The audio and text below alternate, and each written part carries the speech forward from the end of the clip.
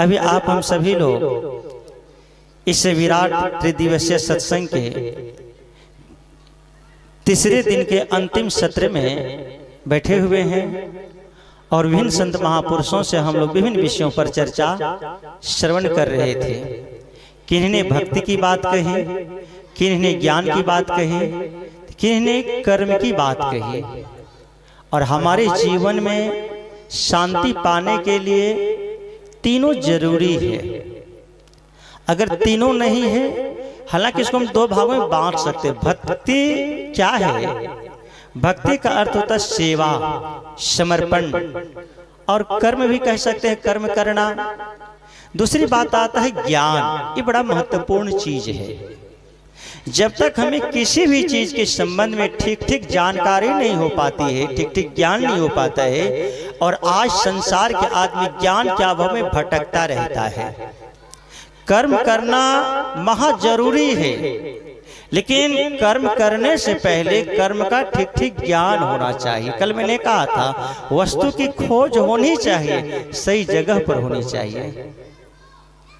जैसे आपके गांव का कोई आदमी दिल्ली में रहता है और आपका बेटा दिल्ली में रहता है। कोई आपके गांव का आदमी दिल्ली जा रहा है, आपने उस पड़ोसी को 1 किलो पेड़ा बना करके दे दिया कि देखो भाई जा रहे हो, ये पेड़ा मेरे बेटे को दे देना।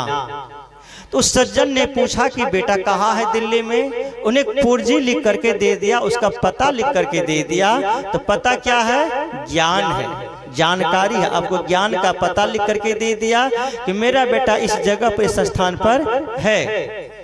आप निकल पड़े। संजोग की बात है, क्या हुआ? आपका पर्ची रास्ते में कहीं गुम हो गया। क्या हुआ?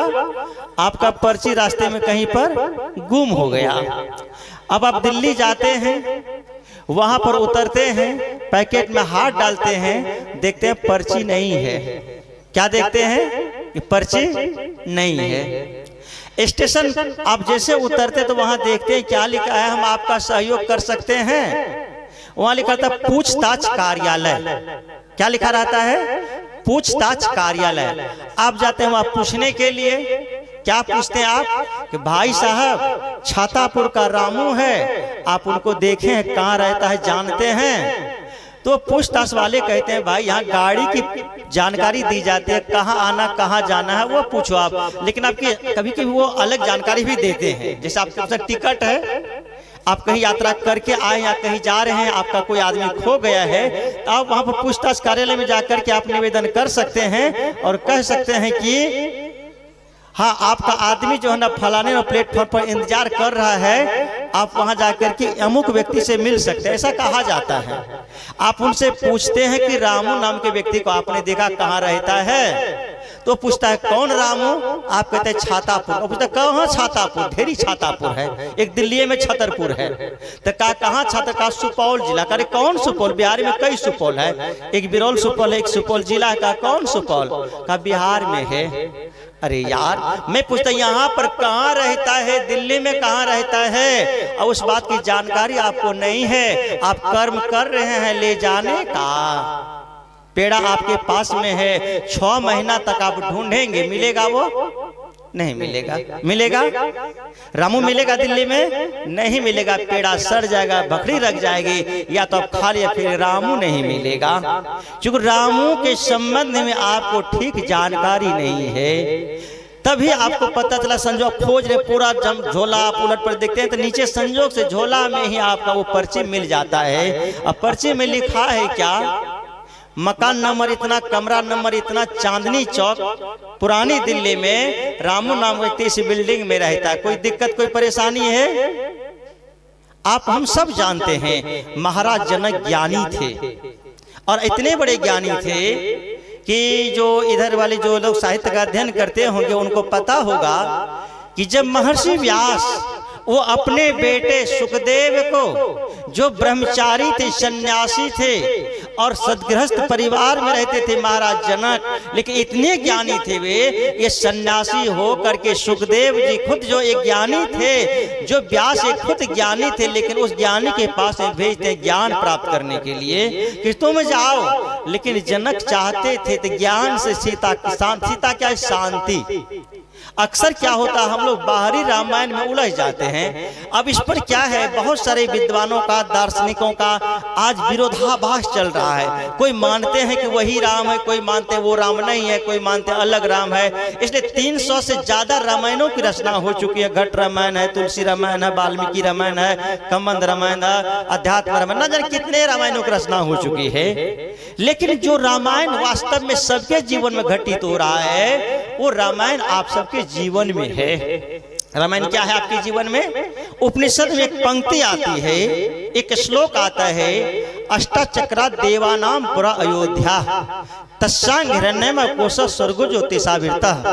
8 चक्रों 9 द्वारों वाले यह शरीर ही आपकी अयोध्या नगरी है। क्या है ये शरीर? आपकी अयोध्या नगरी है। इसी में निवास करने वाले चेतन जीव आत्मा राम है, जिसको सदगुरु कबीर ने कहा, दशरथ सुत तिहु लोक कही जाना, राम नाम का मर्म है आना, आप ही बाउर आपु से आना, हृदय बसे ते राम न जाना। रमनते योगिन तस्मिन रामा, वह राम सबके हृदय में रमन कर रहा है। वो कौन है? ये जीव चेतन आत्मा राम है। हर एक आदमी सुख चाहता है, शांति चाहता है, लेकिन शांति वो सीता है शांति। तो महाराज जनक भी चाहते, बेचैन थे, संतान कोई नहीं थे, ज्ञान बहुत था, बिना कर्म के ज्ञान भी सफल नहीं होता है। तो महाराज जनक कहाँ जाते हैं? सीता कहाँ मिली थी? अब आप लोग बताइए, आप लोग भी जान सीता कहाँ मिली थी? जब खेत में हल जोतने के लिए गया। हल जोतना एक कर्म है। जब कर्म करने के लिए गए वहां पर, उनको सीता से मिलन हुआ, सीता मिली वहां पर खेत में कर्म करते हुए। जब ज्ञान हमारा कर्म में परिणत हो जाता है, तब जीवन की पूरी सफलता मिल जाती है। और केवल अगर कर्म है, केवल ज्ञान है, अधूरा है। कैसे अधूरा है? बाप ने बेटे से कहा, बेटा मिर्ची रोपे हैं नहर के बगल में, 2 कट्ठा में रोपे हैं, अब मोटर नहीं है, वहां पानी का साधन नहीं है, ऐसा करो थोड़ा सा वहां मटकुआं खोद लेना, मिट्टी का कुआं होता है, और 10 जब 15 फीट नीचे जाओगे तो 15 फुट गड्ढा और 10 फीट चौड़ा लेना, गोल लेना, 7-8 फीट लेना गोल, और पानी निकल जाएगा। बेटा ठीक से सुना नहीं, चला गया खेत पर। और वो क्या कर रहा है? लेबर के साथ गया, मजदूर के साथ गया, और 15 फुट खेत को चौड़ा कर दिया। 15 फुट खेत को चौड़ा कर दिया, गड्ढा खोदना शुरू कर दिया, और 7 फीट गड्ढा खोद दिया। कितना गड्ढा खोदाया? 7 फीट। और 15 7 105 स्क्वायर फुट में अगर जा रहे हैं आप, तो 105 स्क्वायर फुट खुदा गया गड्ढा, मिट्टी निकल चुकी है। लेकिन अब आप लोग बताइए, पानी मिला क्या? मिलेगा पानी? कर्म हो रहा है, लेकिन ज्ञान युक्त कर्म नहीं हो रहा है, भक्ति युक्त कर्म नहीं हो रहा है, तो पानी नहीं मिलेगा। मिलेगा कभी क्या? इसीलिए जब हमें ज्ञान है और कर्म है, बेटा सुना ठीक ढंग से, ज्ञान हुआ। किस बात का ज्ञान हुआ?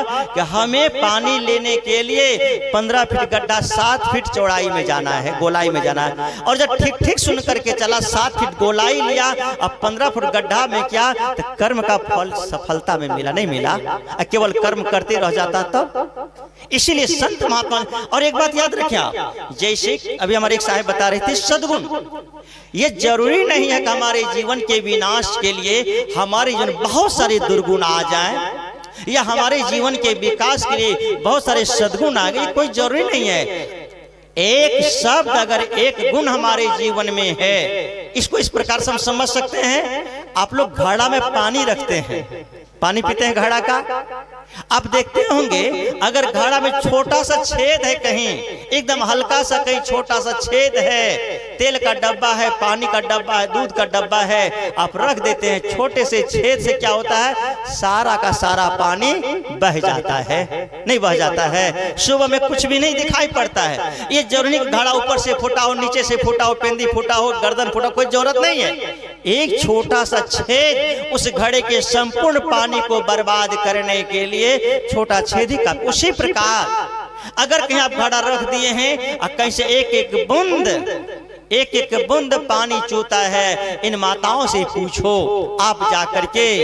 2 किलो दूध गर्म करती है, उसके बाद से थोड़ा सा छाल ही निकलता है, और छाली निकालने के बाद उसको जमा करते हैं 5 दिन 6 दिन 7 दिन तक, उसका मथानी से मथते हैं, छाल ही इतना, अब फिर कहीं जाकर थोड़ा सा घी निकलता है, और थोड़ा थोड़ा घी जब आप जमा करते हैं तो कभी पता चलता है घर में 2 किलो घी है, 3 किलो घी है। वो 3 किलो घी एक ही दिन में तैयार हुआ था क्या? एक एक बूंद आपने इकट्ठा किया था, एक एक दिन का छाल आपने निकाला। और अगर एक एक सद्गुण को आप ग्रहण करते हैं तो आपके जो सद्गुणों का भरमार हो जाता है।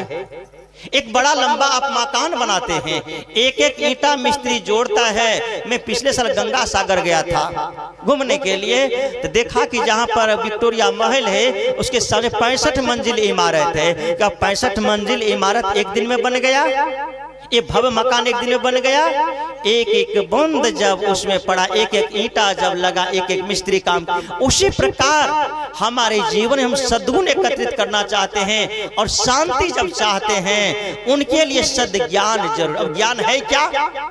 ये बहुत महत्वपूर्ण है। ज्ञान 2 तरह के होते हैं मुख्य रूप से। वैसे तो अब ज्ञान को जब विभाजित करेंगे आप, तर्क में जाएंगे तो रसायन का ज्ञान, भौतिकी का ज्ञान, गणित का ज्ञान, हिंदी साहित्य का ज्ञान, अंग्रेजी का ज्ञान, ट्रैक्टर चलाने का ज्ञान, मोटरसाइकिल चलाने का ज्ञान, इन सारे चीजों को संतों ने 2 भागों में बांटा। क्या बांटा? 2 ज्ञान क्या है? एक परा ज्ञान और एक अपरा ज्ञान। जो एक पार करने वाले ज्ञान हो, आपको अध्यात्म का ज्ञान, जिस ज्ञान के पास आकर के आपकी जो शांति, और दूसरा है व्यवहार का ज्ञान। व्यवहार, art of living, art of behaviour.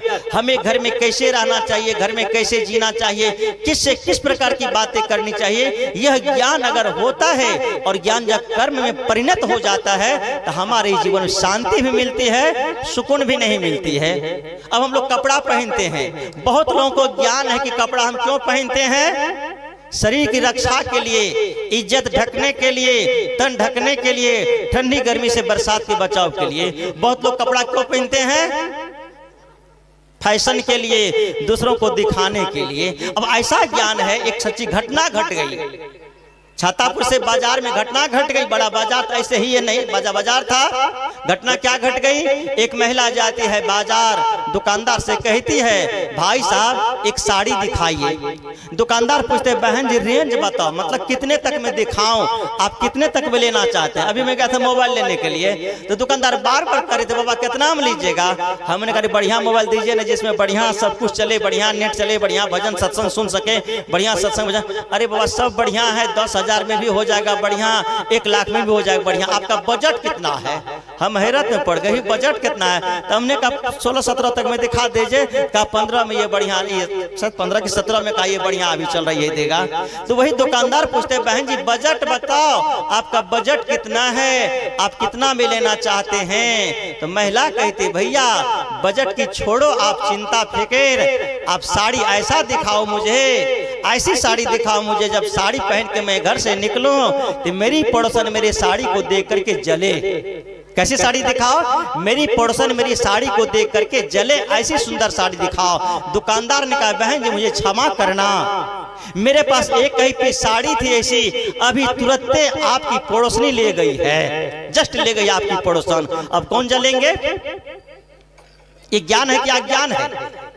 ये ज्ञान है क्या? क्या आप साड़ी खरीद रहे, किसके लिए खरीद रहे? तन के लिए नहीं खरीद रहे हैं, शरीर के लिए नहीं खरीद, आप पड़ोसन को जलाने के लिए खरीद रहे हैं साड़ी। और आपसे पहले आपकी पड़ोसन वो साड़ी पहन चुकी है। अब आप मुझे बताइए ये दुख आपको किसने दिया? आप जलेंगे कि नहीं जलेंगे? यह जो भीतर में आपकी जलन है, ये दुख आपको किसने दिया?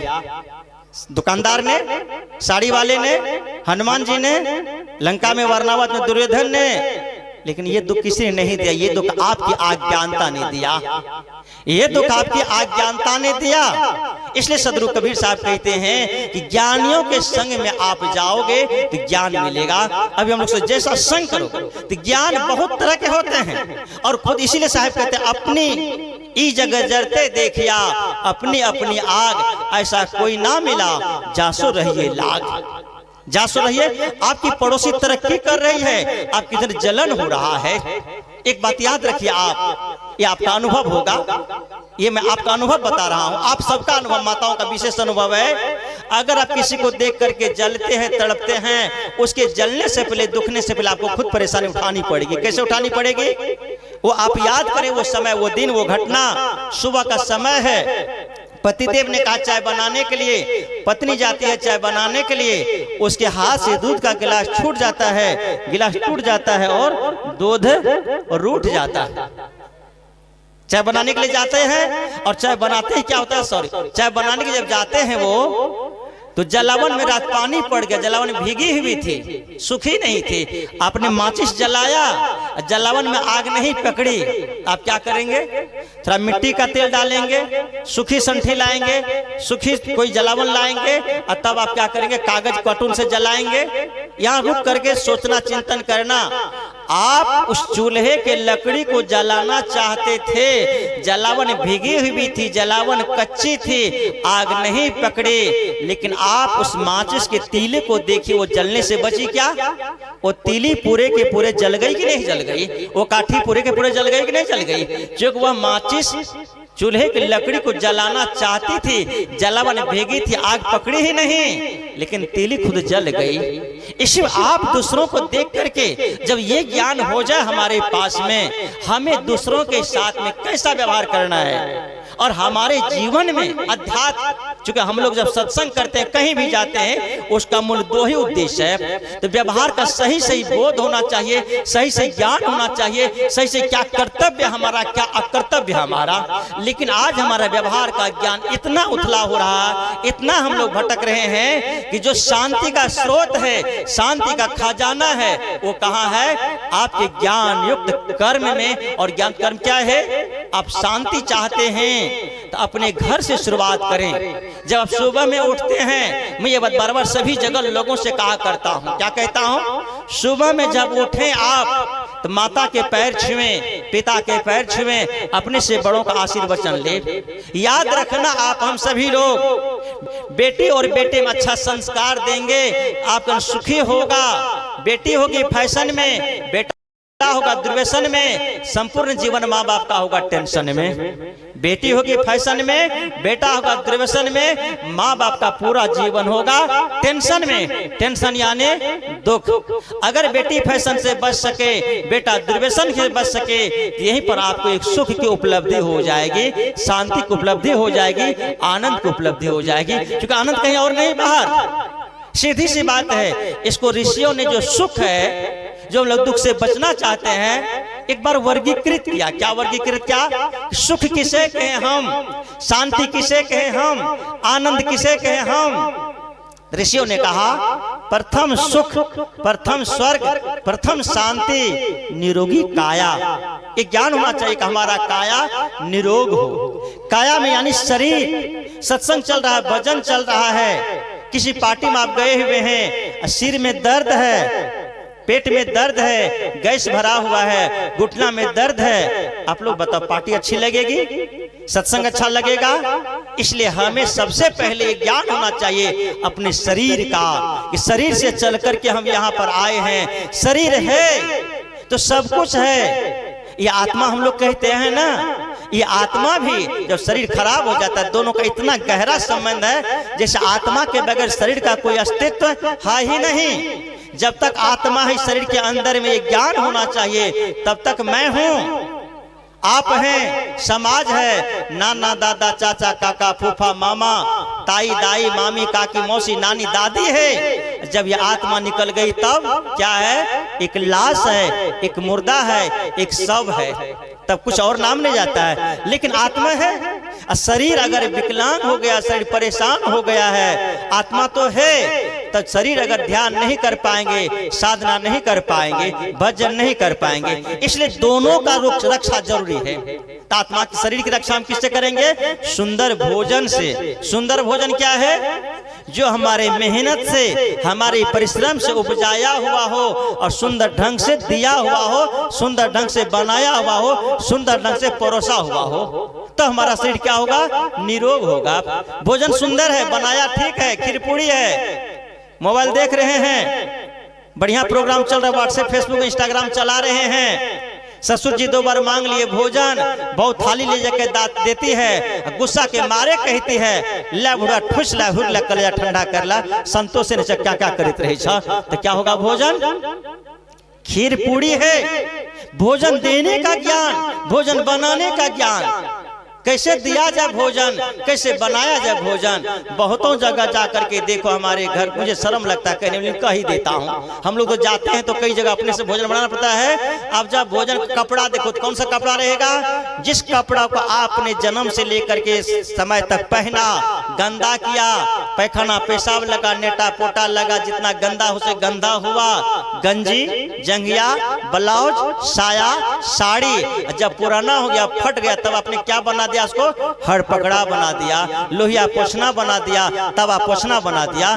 जो भोजन आपके जीवन के लिए है, अमूल्य है, आप वहां पर शुद्धता का व्यवहार नहीं करते हैं तो भोजन शुद्ध कैसे बनेगा? वो कपड़ा आप शुद्ध रखो, पहले बनाओ शुद्धता से, प्रेम से, श्रद्धा से। जब श्रद्धा से बनाओगे, प्रेम से बनाओगे, प्रेम से परोसोगे तो भोजन में आनंद आएगा। मैं तो कहता हूं, अगर मन आपका बोझिल भी हो, इस बात का ज्ञान रखना, आप लोग अपने घर में, आजकल तो गांव देहात में किचन हो गया है, गैस चूल्हा वाला डब्बा में सब रखते, वो जमाना चला गया। लकड़ी में, बांस में लोग नमक रखते थे, लकड़ी का आजकल सब रखते डिब्बा में। 2 डब्बा छातापुर में खरीद लेना और 1 डब्बा में लिख देना श्रद्धा, 1 डब्बा में लिख देना प्रेम। जब आप श्रद्धा के 1 चम्मच डालोगे तो आपके मन में जो कुंठा होगी, मन में जो द्वेष होगा, मन में जो राग होगा, कहीं वो मिट जाए और आपको भोजन बनाते समय ही सही मेरे जीवन में श्रद्धा को उत्पन्न हो जाए, प्रेम की उत्पत्ति हो जाए। मेरे ससुर मेरे देवता हैं। जिस प्रकार आप चौरचन के दिन में, होली के दिन में बाहरी दिखावटी बनावटी भगवान के लिए श्रद्धा से बनाते हैं, प्रेम से बनाते हैं, असली देवी और देवता, दुनिया का सबसे बड़ी देवी देवता आपके घर में आपके माता पिता हैं, आपके सास ससुर हैं, वो खाएंगे, आपके पति हैं वो खाएंगे। उसके लिए आप क्या करो? सुंदर भोजन बनाओ, सुंदर ढंग से परोसो उसको। अब मैं कहता हूं, जब सुंदर भोजन होगा, सुंदर ढंग से परोसा गया होगा तो भोजन क्या होगा? आनंददायी होगा। नहीं है खीर पूरी, लेकिन अगर आपके जन प्रेम है, नमक रोटी है भी नहीं है, सिंगल रोटी है, नमक तेल है, मान लिया जाए, और ससुर जी बैठे खाना खाने के लिए और आप प्रेम से कहते बाबूजी, बच्चा रो रहे थे, रोटी नहीं, सब्जी नहीं बना पाए, सब्जी नहीं बना पाए, केवल रोटी है, नमक तेल अचार है, आप बैठिए, मैं गरम गरम रोटी बना करके आपको दे देती हूँ। रोटी कैसा लगेगा आपको? अमृत के समान लगेगा, क्योंकि प्रेम है। तो मैंने कहा, प्रथम स्वर्ग निरोगी काया, दूजे घर कछु माया। दूसरा क्या है? ये ज्ञान होना चाहिए हमारे जीवन में, पैसा होना चाहिए, सबको पैसा होना चाहिए। साधु महात्मा को भी रुपया चाहिए। बस में जाओ, बैठो, ट्रेन में बैठो और टिकट नहीं होगा, टीटी क्या करेगा? अब वो कुछ और बात है। ढोंगी पाखंडी लोग जो चमत्कार फैलाने वाले होते हैं, चमत्कार की बात करते हैं। कबीर विचार मंच कभी भी चमत्कार की बात नहीं करता है, और वो भी अवैज्ञानिक धारणा की बात नहीं करता है। यहाँ तो आपके जीवन की बात बताई जाती है, जिससे आपका जीवन सुंदर होगा, और जिसका यहाँ जीवन सुंदर होगा उसका मरण सुंदर होगा, ऊपर सुंदर होगा, बाहर सुंदर होगा। इसलिए हमारे जीवन में जरूरत है दूजे घर कछु माया, कुछ रुपया चाहिए। सब कहाँ से होगा? आप मेहनती बनो, परिश्रमी बनो और आत्म पौरुष का भरोसा करो। याद करिए, आप सब 25-30 साल पहले खेत इससे ज्यादा थी। आप कहेंगे बाबा खेत ज्यादा कैसे थी? इसलिए मैं कह रहा हूँ खेत ज्यादा थी, जमीन की बात मैं नहीं कर रहा हूँ। जमीन तो उतनी है धरती पर, खेत ज्यादा थी। खेत मतलब उपजाऊ भूमि ज्यादा थी। आज रेलवे में कट गया, रोड में कट गया, 4 लेन में कट गया, घड़ा में चला गया है, लेकिन फिर भी भूखमरी होती थी, कार्तिक लगता था, खर्चर होता था, और ये कहे जाते थे आसीन मास भे निशान, घर घर काने गाय किसान। लेकिन आज कोई रोता है किसान? आज कोई नहीं रोता है, क्योंकि आज हमने मेहनत किया, परिश्रम किया है, धरती में सोना उगल रही है। आज सब जगह भरपूर है, सब जगह लोग धन दान से परिपूर्ण है, धन हो रहा है। केवल वही लोगों के पास में धन नहीं है जो शराबी है, जुआरी है, मांसाहारी है, चोरी करता है, बेईमानी करता है, ठगी करता है, लूटने का काम करती। इतिहास साक्षी है। आप लोग नजरें खोल करके देखो, छातापुर के आसपास ही देखो, एक भी आदमी का नाम बता दो भक्ति के रास्ते में चलने पर, सत्संग रास्ते पर चलने पर उसके पास करोड़ों की संपत्ति थी, असाधु महात्मा का खूब सेवा किया, विनाश हो गया। एक भी उदाहरण दिखा देना मुझे आप लोग, एक उदाहरण नहीं मिलेगा, लेकिन हजारों उदाहरण मिलेंगे आपको कि बढ़िया धनवान था, बेटा शराब पिया, नरक में चला गया, सब धन बिक गया, जुआ में सब धन बिक गया, मांस मछली में सब धन बिक गया, लड़ाई झगड़ा में सब धन बिक गया। ऐसे हजारों लोग मिल जाएंगे आपको। तो वहां से आपको बचना है और मेहनत परिश्रम से आपको धन इकट्ठा करना है। सुख का पहला संत मैंने क्या कहा, प्रथम शरीर निरोगी काया, दूजे घर कछु माया, मेहनती बने और क्या, जो मिले उसमें खुश रहना सीखे। मैंने कहा दुख का नाम है समझ, दुख का कारण है समझ। गुरुदेव जी, मेरे गुरुजी सदगुरु अभिलाष साहेब जी बता रहे थे, एक बार लुधियाना गए, देखिए दुख कैसे होता है समझ न होने से। लुधियाना की घटना बता रहे थे, संत जाते एक सेठ जी के यहाँ, उनका शिष्य था, यहाँ छातापुर बहुत संत आते हैं, लोग बुलाते हैं बाबा हमारे यहाँ जिसके जो जुड़े होते हैं। तो सेठ जी के यहाँ गुरुदेव पहुँचते हैं। सेठ जी को कहीं बाजार जाना था, जरूरी था, हड़बड़ी में था, सेठ जी निकले घर से, उसी समय गुरु जी वहाँ पहुँचे, दरवाजे पर प्रणाम किए, साहेब बंदगी किए और कहते हैं मुन्ने की माँ गुरु जी आए, थोड़ा गुरु जी का खातिर करो, स्वागत करो। अब हड़बड़ में वो कहीं जा रहे थे, तो कहा और सब ठीक है ना बेटा? हाँ ठीक ठाक है गुरु जी। क्या बड़ा मैं देखता हूँ मन उलझा हुआ है, मन दुखी है? हाँ कोई खास बात नहीं गुरुजी, 5 लाख का घाटा हो गया है इस बार। क्या हुआ है? 5 लाख का घाटा हो गया है। किसने कहा ये बात? सेठ जी ने कहा 5 लाख का घाटा हो गया है। गुरुजी अंदर पहुंचे, सेठानी आई, परात लाई, लोटा लाई, बढ़िया चरण पखारी, बड़ी मस्त, बड़ी खुश है। कहा बेटी और सब ठीक है ना? कहा गुरुजी बड़ी सुंदर, आपकी कृपा, सब चकाचक है, सब चकाचक है, बढ़िया है गुरुजी। 5 लाख का मुनाफा हुआ है। गुरुजी कोई भी आदमी शोक होगा कि नहीं होगा? गुरुजी कंफ्यूज हो गए। अभी तुरंत सेठ जी निकला है, उन्होंने कहा 5 लाख का घाटा लगा है। सेठानी कहती 5 लाख का फायदा हुआ है। अगर भाई भाई के है घाटा नुकसान तो चल सकता है, बाप बेटा भी चल सकता है, पति पत्नी के है इसका मतलब दोनों का विवाद है, दोनों का बिजनेस अलग है। गुरुजी ने पूछा बेटी क्या तुम लोगों में कुछ तामझाम है? नहीं नहीं गुरुजी ऐसी कोई बात नहीं। तो कहा अभी सेठ जी मिले थे और सेठ जी ने बताया कि 5 लाख का नुकसान हुआ है, तुम लोग अलग हो गए क्या? कहा नहीं गुरुजी अलग नहीं हुआ, हम लोग का गणित अलग हो गया है, सोचने का तरीका अलग हो गया है, ज्ञान कुछ अलग हो गया है। कहा क्या अलग हो गया है? कहा गुरुजी बिजनेस में खरीद हुआ था, 50 लाख रुपया का माल खरीदा गया था और आंखें थे कि 20% का लाभ होगा, 60 लाख बचत होगा। पानी पड़ गया, बाजार में मंदी आ गई, सौदा बेचना जरूरी था तो 55 लाख में बिका। तो कितना फायदा हुआ? 5 लाख। सेठ जी आके थे कितना? 60 लाख। 5 लाख घाटा हुआ। अब बताइए आप लोग, ये जो 5 लाख का नुकसान हुआ है, इस दुख का धरती पर कोई इलाज है? इसी को सदगुरु कबीर ने कहा संतोष सुख है, रहो तो हृदय जुड़ा है। कबीर साहब बीजक में कहते संतोष सुख है, रहो तो हृदय जुड़ा। हे संतो, अब संतोष कहाँ करने की जरूरत है? जो मिला है आपके मेहनत के बाद। संतोष का मतलब नहीं ठल्ला नहीं, कायल नहीं, हम बोबे नहीं करेंगे, हम मेहनतें नहीं करेंगे। वो गुरुजी कहते हैं संतोष का मतलब जो तुमको मिला है उसमें सुख से रहना सीखो।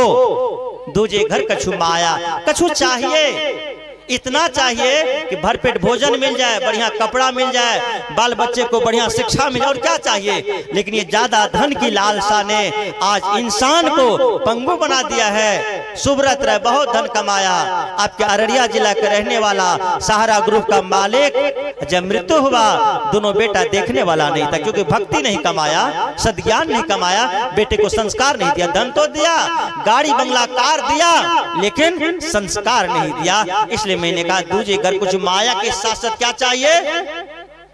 तीजे पतिव्रता नारी। हमारी पत्नी कैसा होनी चाहिए, कैसी होनी चाहिए? तो पति पतिव्रता होनी चाहिए। तो पति कैसा होना चाहिए? ऋषि कहते हैं पति पत्नी में जहां है और पत्नी मिल जाए ज्योति मौर्य जैसा, तब क्या हाल होगा बताओ? शांति हुआ कि सुख? धन की कमी है, एसडीएम है, पत्नी एसडीएम है और पति भी कर्मचारी है, 50,000 रुपया महीना कमाता है, सुख है। नहीं है सुख। पति हो जाए धर्मेंद्र सिंह जैसा, हमारे जमुई के डीएम थे जमुई के डीएम वत्सला सिंह, पटना की अफसर, एक क्या नाम है, उद्योगपति की बेटी, लेकिन सारी दुनिया जानती है। परेशान, टेंशन क्यों? तीजे पतिव्रता नारी, चौथे पति सदाचारी।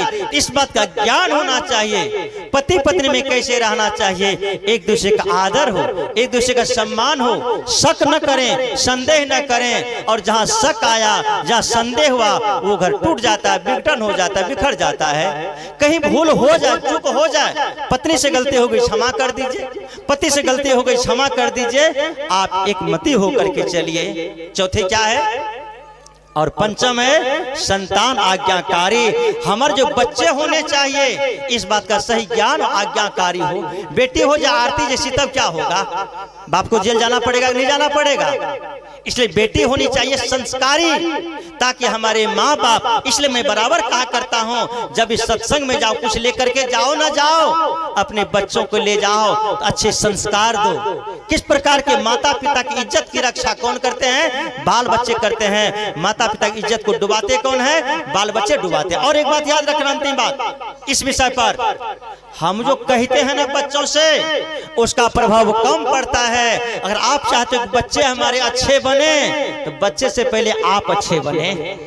आपके जीवन में प्रातः अगर देखेंगे, आपकी बहू आ रही है, देखेंगे हमारी सास ससुर प्रातः बैठ करके गुरु वंदना कर रहे हैं, स्तुति प्रार्थना कर रहे हैं, तो वो भी सीखेगी। आप कहोगे कन्या तो वंदना करो, आप नहीं करेंगे, नहीं करेंगे। वो कैसे नहीं करेंगे?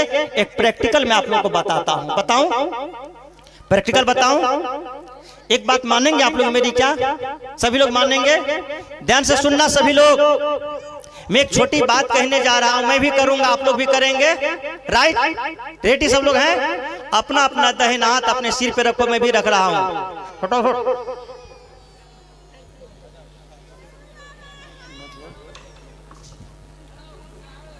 बोलो सदगुरुदेव की। एक को आदमी रखे, मेरी बात को माने। मैंने क्या कहा था? अपना अपना दाहिना हाथ अपने सिर पे रखना। किसी ने रखा? सिर पे रखना। मैंने क्या कहा था? अपना अपना दाहिना हाथ अपने सिर पे रखना। न माताओं ने रखा, न चाचाओं ने रखा, न भाइयों ने। कहाँ रखे आप लोगों ने? मुंह पर रखे। क्यों? आपने देखा कि बाबा का हाथ मुंह पर है, मैंने मुंह पे रखा था। आपने मेरा कहा माना, आपने मेरा किया माना। माता किसकी रही? जो मैंने कहा उसका कोई प्रभाव नहीं पड़ा, जो मैंने किया उसका प्रभाव आपके ऊपर पड़ा। अगर माँ गलत रास्ते पर जाएगी, पापा गलत रास्ते पर जाएंगे, भ्रम के रास्ते पर जाएंगे, भ्रम के ज्ञान में जाएंगे, तो बच्चे भी उधर ही जाएंगे।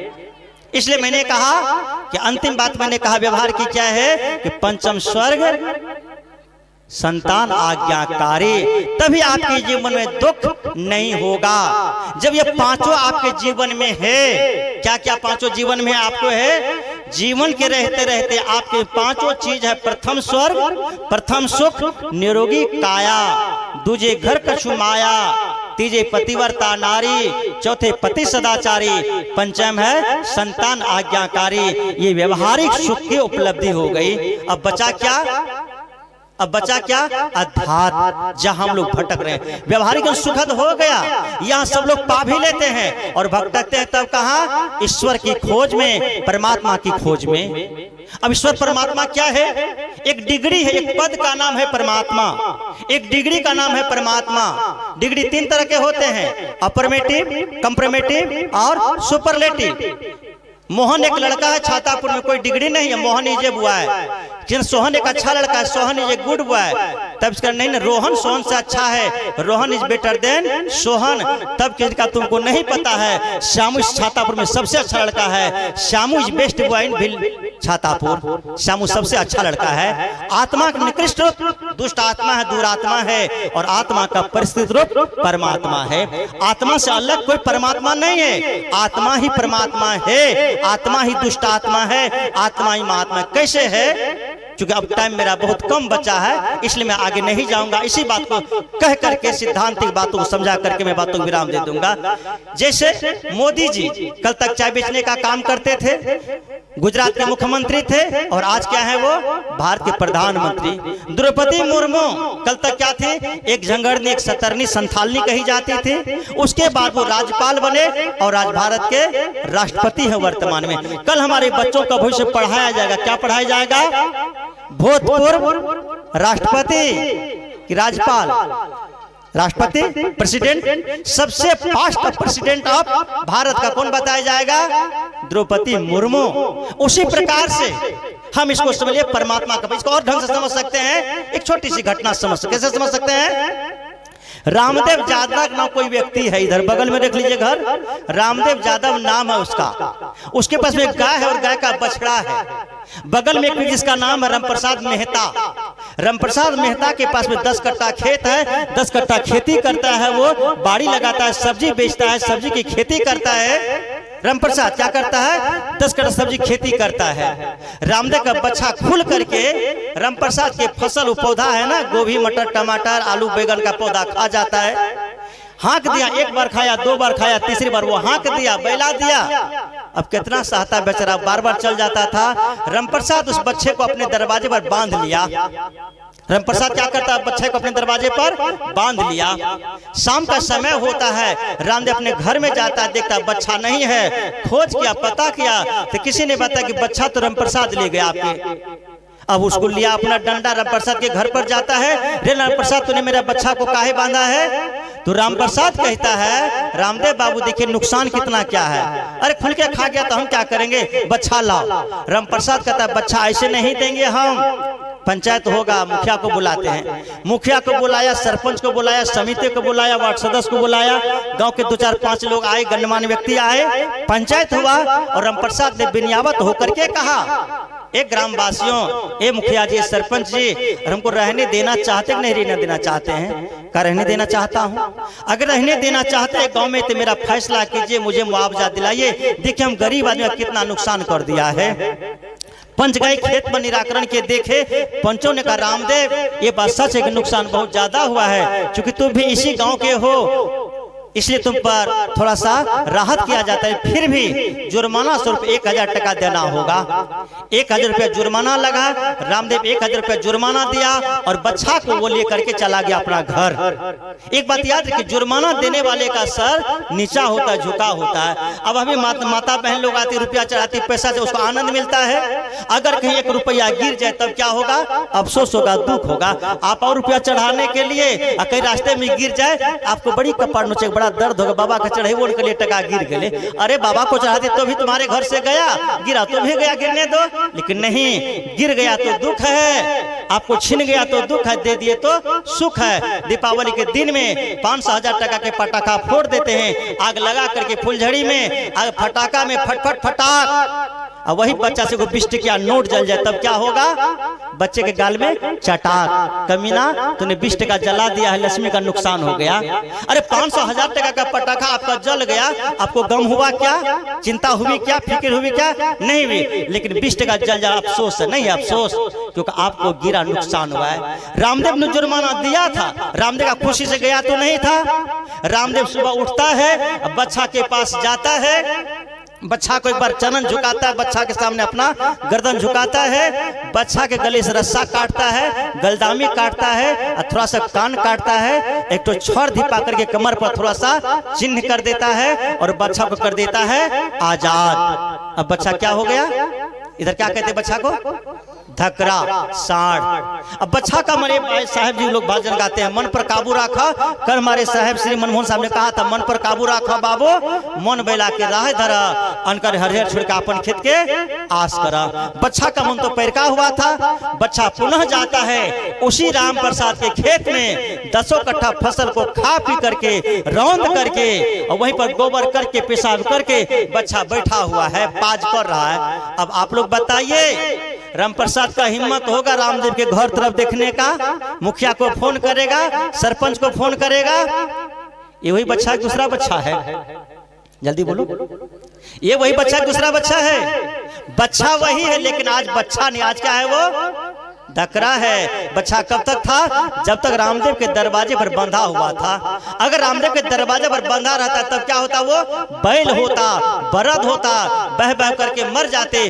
भजन गाने वाले भजनानंदी आते तो कहते बही बही मर हो बैल की नाई, भोर भय निधाया रे तूने हीरा जन्म गमाया, भजन बिना नर बाब रे तूने हीरा जन्म गमाया। तो बच्चा से धकरा अलग है कि बच्चा ही धकरा है? बच्चा से धकरा अलग है कि बच्चा ही धकरा है?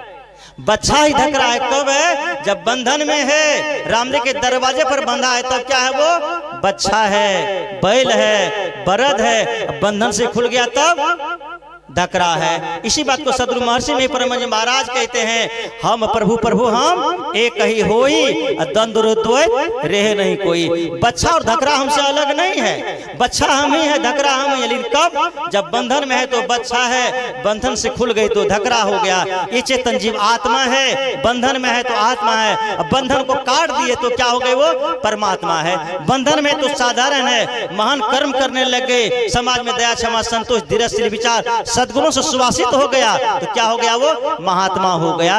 महात्मा कोई अलग से पैदा नहीं होता है, अपने जीवन को जो सुवासित कर लेता है, संगत जीवन को उच्चतम आकर्षण पर ले जाता है, वो महात्मा हो जाता है। साधना के द्वारा परम तृप्त हो जाता है, चाहना को वासना को इच्छा को त्याग देता है। चाह गई चिंता मिटी मनवा बेपरवाह, जिसको कछु नहीं चाहिए सो ही शहंशाह। जब इस बात की सही ज्ञान हो जाए, अब कर्म करने की आवश्यकता है। हमें बंधन को काटने की आवश्यकता है, बंधन को जानने की आवश्यकता है। तो मैंने थोड़ी सी आप लोगों के बीच में किया थोड़ी चर्चा।